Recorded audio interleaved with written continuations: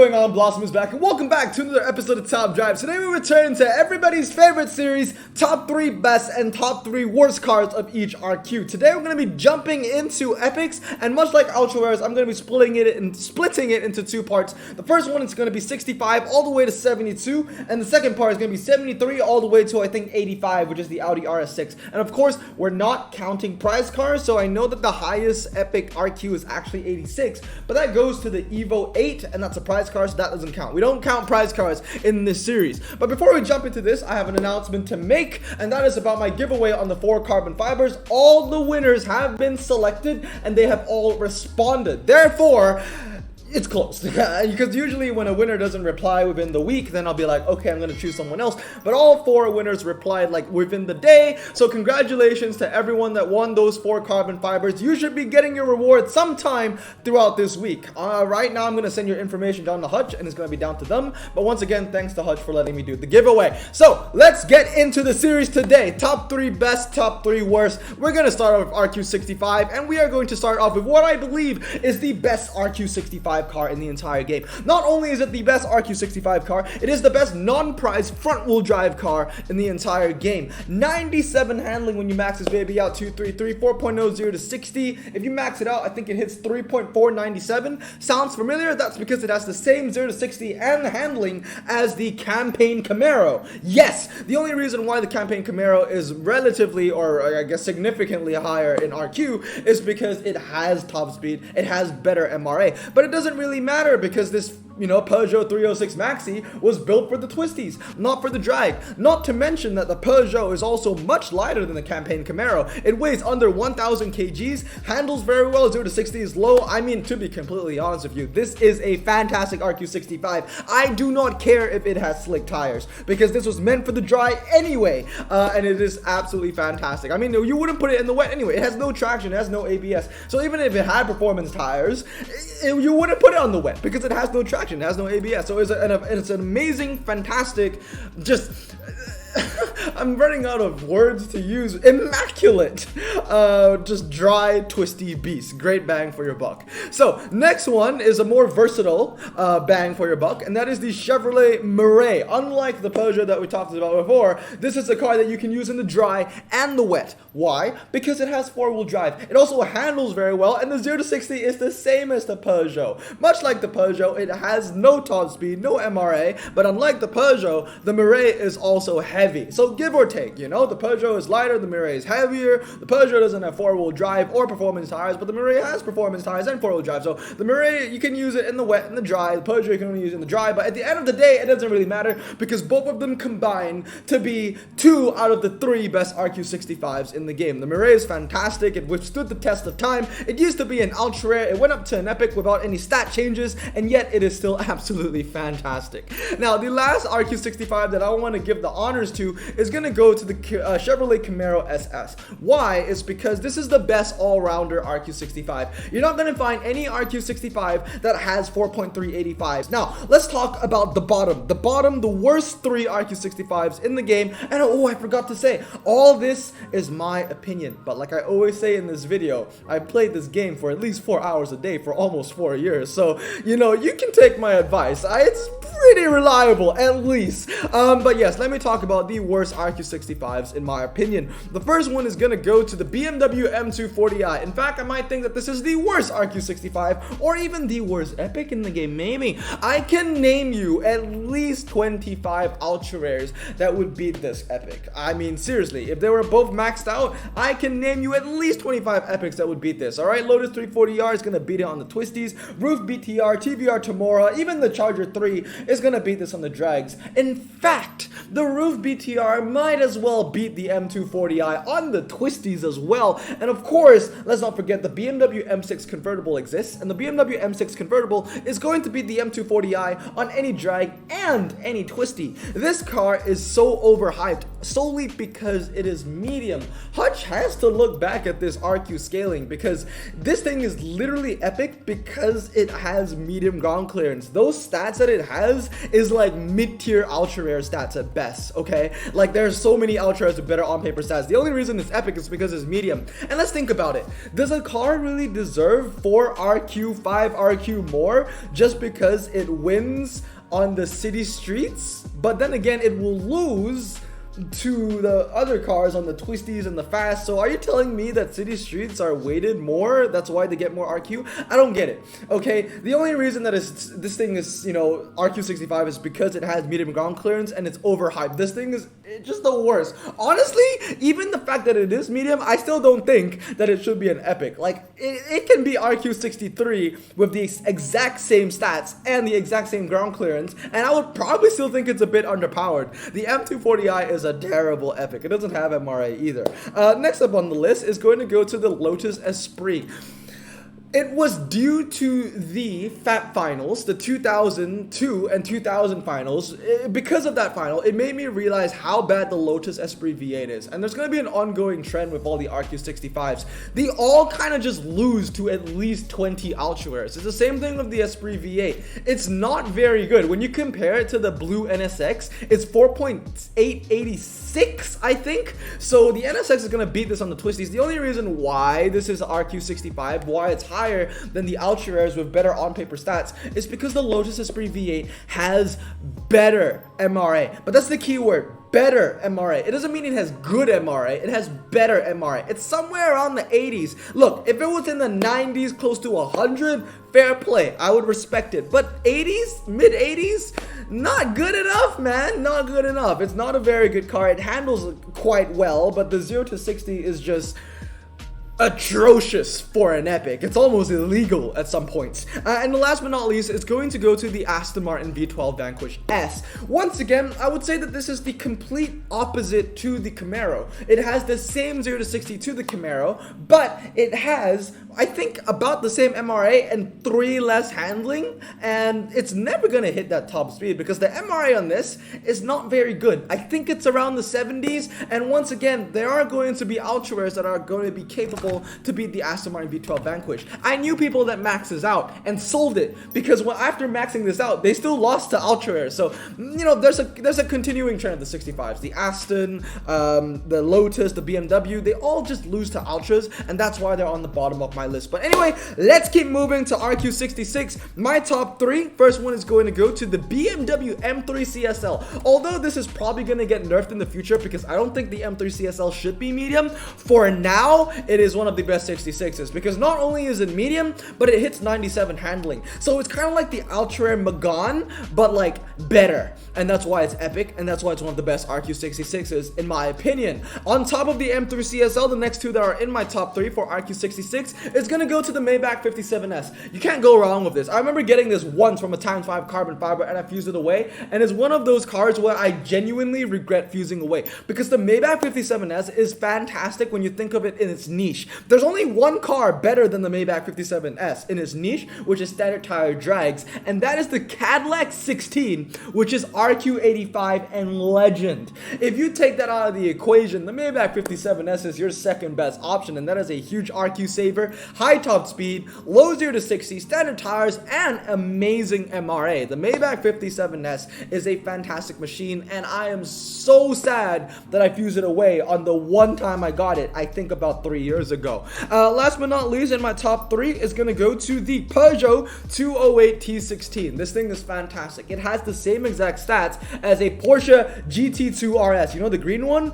I think it's either a GT2 or a GT3. Once again, the only reason why it's lower RQ to the Porsche, although they have the same on-paper stats, is because of the 0 to 60. Sorry, not the 0 to 60, the top speed. The Porsche has a much higher top speed, much better MRA, but the 208 has the same 0 to 60 and the same handling, and And unlike the Porsche, this has four-wheel drive, although it's, you know, kind of useless because it has slick tires. But hey, you know, it's a nice little meme. Four-wheel drive slicks, I've seen a lot of people make jokes out of it. It's also a relatively light car, and it's just absolutely fantastic on the twisties. It is a must-have, and it's on my list for epics to max out. I know I've never gotten around to doing it, but I gotta do it one day. Honorable mentions go to the Peugeot 207, which is just slightly worse than the 208. That doesn't mean it's a bad car though. It's still absolutely fantastic. And also an honorable mention to the Range Rover 5.0 V8, which is like an AMG G63, but better. Anyway, let me talk about my bottom RQ66s. Here are the worst ones in my opinion. The first one goes to the Vauxhall VXR. This one right here, the VXR Unlimited. I get it. It has four-wheel drive. It has medium ground clearance, but the 0 to 60 on that is just freaking atrocious, man. It's horrendous. And the four-wheel drive medium ground clearance performance tire niche, there are much better cars within its RQ that's going to be better than the Vauxhall Insignia. The other two that's in my bottom three for RQ66, the first one's going to go to the Dodge Challenger Scat Pack. This is a slightly better version of the Aston Martin that we talked about in the bottom of RQ65. It's a bit of an all-rounder, but it just misses the mark on everything. You know, like there's some all-rounders where the 0 to 60 is just good enough. The handling is just good enough. But for the Challenger, the 0 to 60 just isn't good enough. It's not low enough to be a dragster, and the handling just isn't high enough to be a competent twisty car either. So the Dodge Challenger RT Scat Pack, as much as I love you because you are a Dodge, you are pretty damn useless, not gonna lie. You have a relatively high, actually pretty high top speed, but you don't have MRA like your other brothers and sisters. So unfortunately, you're gonna be in the shit list for RQ66. And last but not least, on the bottom of the list is gonna go to the BMW 535i. Right here, standard tire car that doesn't handle is a recipe for disaster. Alright, let's move on to RQ67 now. My top three RQ67s. First one goes to the Renault R5 Maxi Turbo. This car is, first of all, lightweight, MRA, decent, 0 to 60, low, handling is high. Think about it this way, it's like the DBS Carbon Black Edition,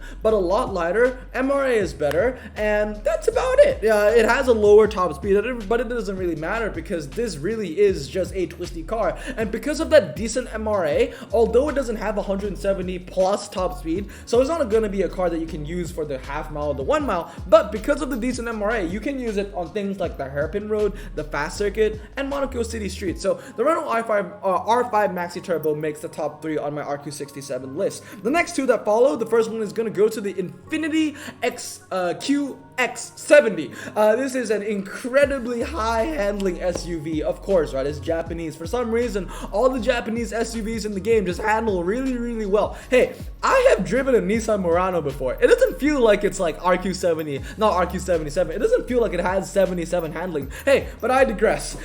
This is like the alpha Japanese SUV, right? We talked about, I think it was the QX60 or the QX30, which had 78 handling as an ultra rare. Well, this one-ups it, and of course it one-ups it in rank as well, because this is an epic, unlike the other Infiniti that we talked about in the last episode, which was an ultra rare. Handles incredibly well, kind of just one-up against its competition.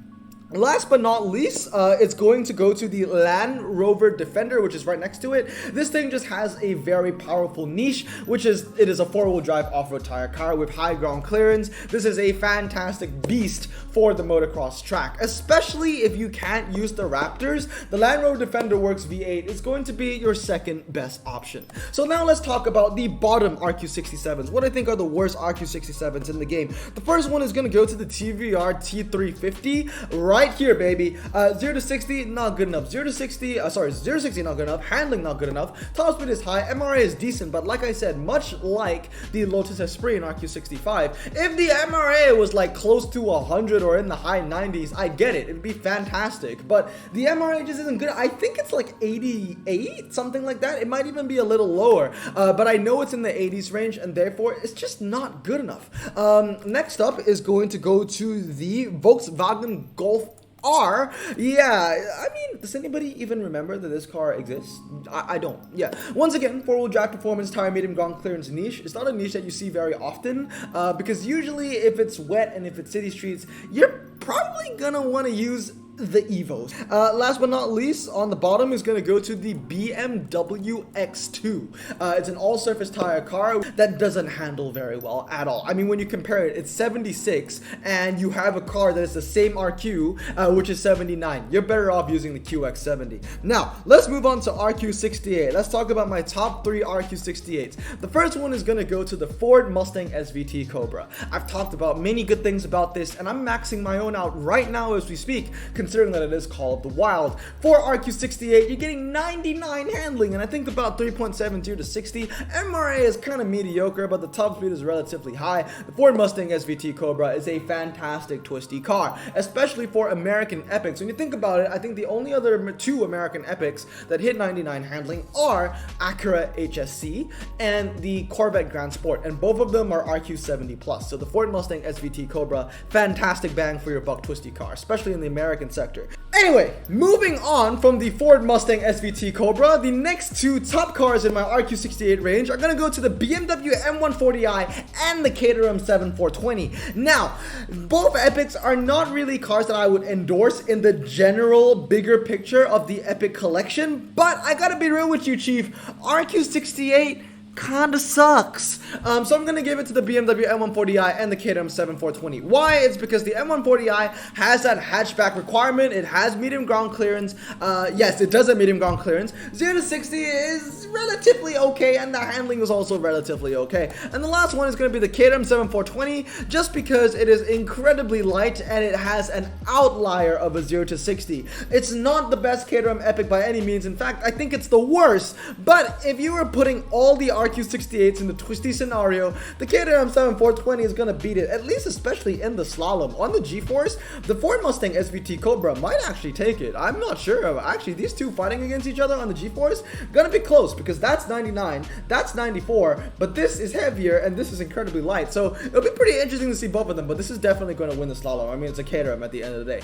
Anyway, let's talk about my bottom RQ68s. Now, this one's a lot easier because, like I said, 68, hot garbage, okay? A lot of hot garbage in RQ68. The first one's a Jaguar XKR. No top speed, no MRA, no handling. 0 to 60, who cares? You got no MRA, no top speed, you're out. You can't even do the twisties because 83 is really sad. The next 2 that's in my bottom list is gonna go to the where is it? The Audi S8. The Audi S8. Here it is, right here. It has medium ground clearance and 4-wheel drive, but that 0 to 60, and the handling isn't much better as well. I mean, compare it just directly to the BMW 335D. Although the 335D has atrocious handling, that is a 0 to 60 difference of 0.7 seconds, and the handling difference is only 2. It's not like it's 4 or 5 or 6. No, it's just 2. So I'd rather be off with the 3.35, because at the end of the day, the 0.70 to 60, I guess, difference is more of a hindrance than the -2 handling that the BMW has, if that makes sense. Last but not least, in the bottom of my RQ68 pile is gonna go to the Spiker C8 La Violet. The main problem with the Spiker C8 La Violet is it doesn't have MRA, and I say this in quotation marks because a lot of the Spikers are in the 90s. The Spiker C8 is not in the 90s. I know, it's 89, but hear me out, okay? This is RQ68, and if we go back in time into RQ67, we have the Swab, or the short wheelbase. They have the same 0 to 60, they have the same handling, but the Swab has 91 MRA, this has 89, which means with same 0 to 60 and same top speed, the lower RQ car is going to beat the La Violet every time on any drag or test bowl. The only reason why the C8 has higher RQ is because it has 2 more handling, but 82 handling isn't gonna get you anywhere, Chief. Only if it only races the Swab on the twisty track sets, and who's gonna put the Swab or the short wheelbase on the twisty track sets? Nobody's gonna do that. So the C8, I mean, it's kind of like, you have more handling, but that's still useless. You know what I mean? Like 82, you're still gonna lose to the SVT on the twisties. You're still gonna lose to the Caterham 420 on the twisties. And if you're gonna put it in the dry, it's gonna lose to the cheaper version of the Spiker. So yeah, like I said, one of the worst RQ68s in the game. Now let's move on to everybody's favorite number, 69. Very nice. So first one, F-150 Raptor. Finally, we have an epic where it's kind of like needs no introduction, right? Actually, we've had a few. We had the Peugeot Maxi RQ65, and we also had had the 309, so we had a couple, but the F-150 needs no introduction. Four-wheel drive off-road tires, handles well, 0 to 60 is okay, high ground clearance, it's just a fantastic machine. Next up is going to go to the BMW NASCAR C2. When you look at 69, you're gonna see an ongoing trend. Almost every performance tire low ground clearance RQ69 is 4185. Look at it. 4185. Okay, that's one 4185. Where are the other 4185s? There's more. There you go. 4185. 4185. So there are a bunch of 4185s around the threshold, and if it's not 4185, it's 4084. Like if it's like everything is average to 4185. So if it's 84, it means that it's minus. If it's -1 in handling, it's -1 in 0 to 60. If it's +1 in handling, then it's +1 in 0 to 60. The NASCAR, what makes it special is it keeps at 85, but it also has 3.9. Yes, it has a very high top speed, but don't let that fool you. It has no MRA, but doesn't matter because this is also a very lightweight machine. So this is actually a really good twisty car. Last but not least, RQ69, I'm going to give it to the Infiniti Q70. Now, if you filter every standard tire car by a rear wheel drive, there are only two that hit 79, and that's the highest, and that is the Q70. The Q70 is one of them, and the other one goes to... can't quite remember anymore, but this one is actually really good because not only does it handle very well, it also has medium ground clearance, and get this, out of every RQ69 in the game, the Q70 has the best MRA. Yeah, apparently it does. This thing has 89 MRA according to Top Drives Club, and that's higher than all the other RQ69s in the game. So it beats, in terms of just MRA alone, it beats all the performance tire cars. But obviously, you know, it's just a bit of a showboat. It's never going to beat the performance tire cars in any drag setting. But hey, 89 MRA and that really good handling, that's actually a really good combination. Albeit 0 to 60 sucks, but at least the handling is good, and the MRA is good, and it's medium ground clearance, and it's standard tire. So that kind of concludes my top 3 RQ69s. Now we're going to talk about my bottom 3 RQ69s. The first one is going to go to the Porsche 911 Carrera S. Is because it's just a slightly worse version of the Aston Martin DB10, 4387 to 4586. I'm pretty sure why it's so low in here is because not only is it worse than the DB10, which isn't a very good epic anymore, you know, it's just like the 0 to 60 is just really, really bad. Next up is going to go to the BMW X335D. This one's pretty obvious to explain, it just doesn't handle very well. And last but not least is the Citroen C Experience. Where is the Citroen C Experience? Here it is right here. Four-wheel drive standard tires, yes, that is a very good niche, but the handling is just not good. You know, if you want four-wheel drive standard tires, you need good handling, and this car just doesn't have it. There are all the other, you know, all those other Volkswagens are gonna hit like 74, not 74, like 84 handling, 85 handling, if the CT6 hitting 87. This thing is just so far off the mark, it's unfortunate. Now, let's talk about RQ70. So my top 3 RQ70s, the first one is gonna go to the Abarth 124 Spider. You have, you know, a good 0 to 60, low 0 to 60, high handling, and it's also a lightweight car. Next up on the list is going to go to the Alfa Romeo 8C Spider, because this has MRA, and once again, it basically has good handling. So good handling, good MRA, high top speed. 0 to 60 is weak, but it has the convertible niche, handles well, and like I said, because of that MRA and it has a high top speed, it's still going to be a competent car for the drags. And last but not least, in my top 3 to round out RQ70, oh wow, look at that. I only wrote down 2 out of 3, which means that RQ70 is also a little bit of a wasteland. So here is my bottom 3 RQ70s. The first one is going to go to the Cadillac STS-V. Where is the Cadillac STS-V? Here it is right here. It is medium ground clearance, but the handling is going to get you nowhere. The 0 to 60 isn't very good as well, and the top speed only 155, very vanilla. I know that the STS-V has decent MRA, but you gotta pair good MRA of a good top speed, like, you know, the Alpha. The Alpha has good MRA and it has a high top speed. You know, the Cadillac, it doesn't. 155, guess what? A dime a dozen, a bunch of epics, a bunch of ultra rares even hit 155. It's just limited that way. And then the next two that's in the bottom of my RQ70, the first one's gonna go to the Mercedes AMG C63.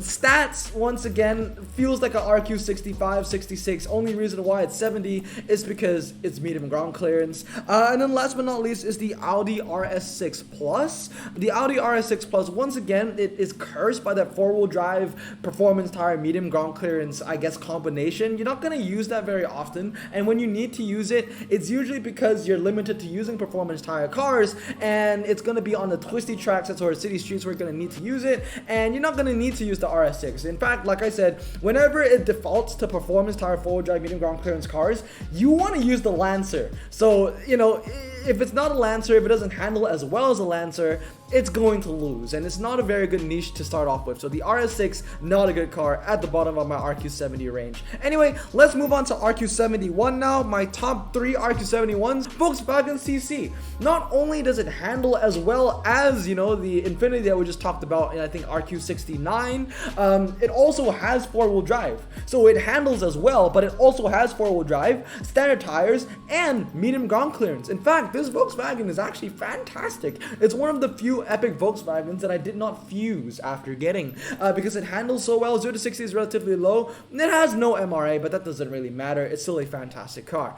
Next one that I want to give it to is going to be the GMC Cyclone, just because this is kind of like the second or third best American standard tire car. The only car that this loses to is the CT6. It has a low 0 to 60, and it handles very well, and it has high ground clearance and four-wheel drive and standard tires. So it's a great car. The only downside for this is that it doesn't have traction control like the Ford Fusion, but it does have really good on-paper stats. It handles well.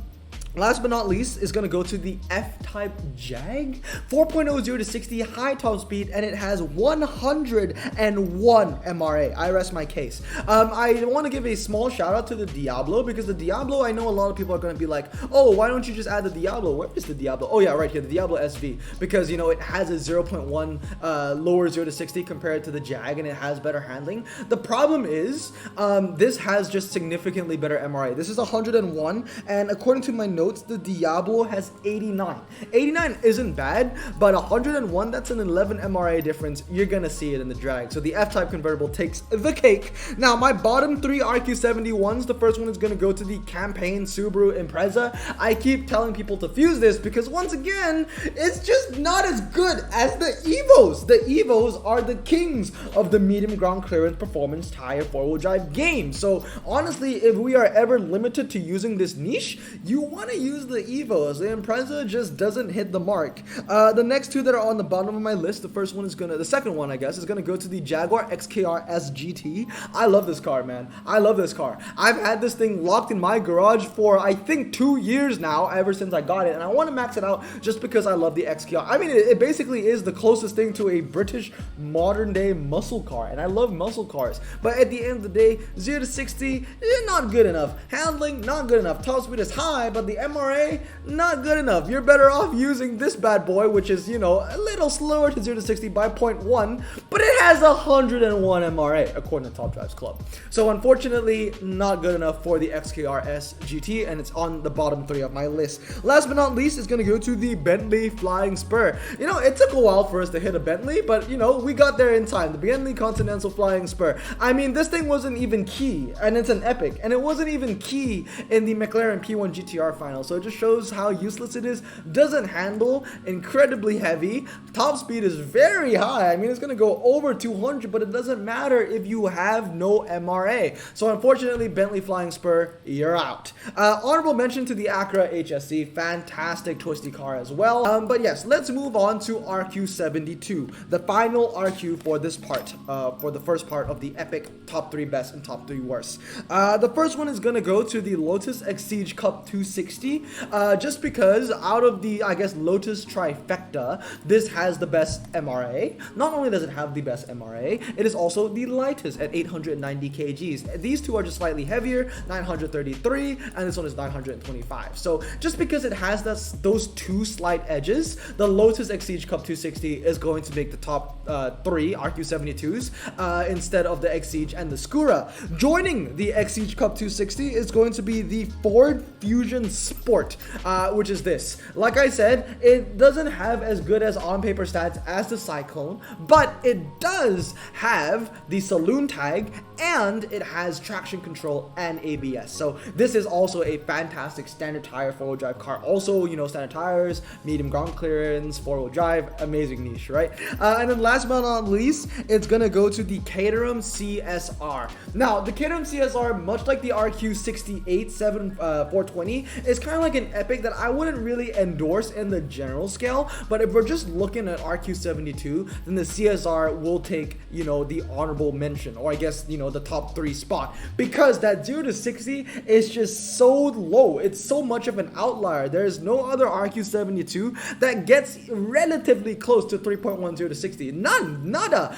3.9, 4.0, 4.4, 4.0, nothing gets close to 3.9. Not even the Lotuses can get close to it. Yes, albeit it has no MRA, and the handling for a Caterham is actually kind of embarrassing, but you can't, you know, forget that that 0 to 60 is incredible, and it's still an incredibly light car. So because of that, because of just RQ72s alone, I gotta put it in the top 3. Now let's talk about my bottom RQ72s. The first one is gonna go to the XC90. Oh my goodness, I can go on and on and on and on about this. I absolutely hate this. Although it won me the Viper GTSR, it was useless. It lost to Ultra Rares. It lost to lower RQ Epics. It's just so incredibly heavy. It sinks in the sand. It sinks on dirt. It looks like it will handle well. It looks like it has a low 0 to 60, but it's kind of like the epic version of the Bentley Walter Owen edition. It's like the opposite of a sleeper.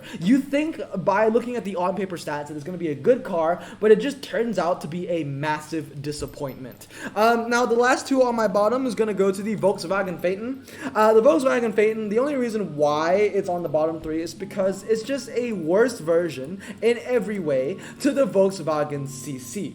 Okay, so that's obviously not good. Imagine on your resume saying, oh yeah, I want a higher salary, but I do a worse job than the guy that's in the lower class than me. Like, let's say you want to apply for CEO, but you have less qualifications than the janitor, if that makes sense. So that's basically what the Volkswagen Phaeton is. And the last one is the Bentley Continental GT. Where is the Bentley Continental GT? Here it is. There we go. It has 4-wheel drive, low ground clearance, and it doesn't handle much well at all. Compare this to the Acura HSC, okay? 4483, the HSC, 1 RQ lower, 4589.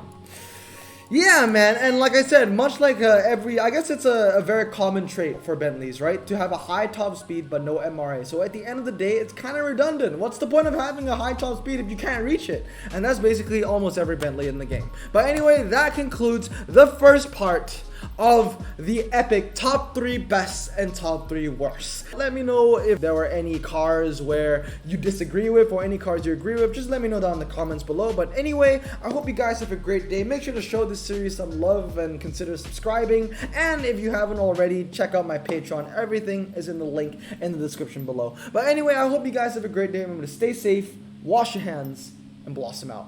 Peace.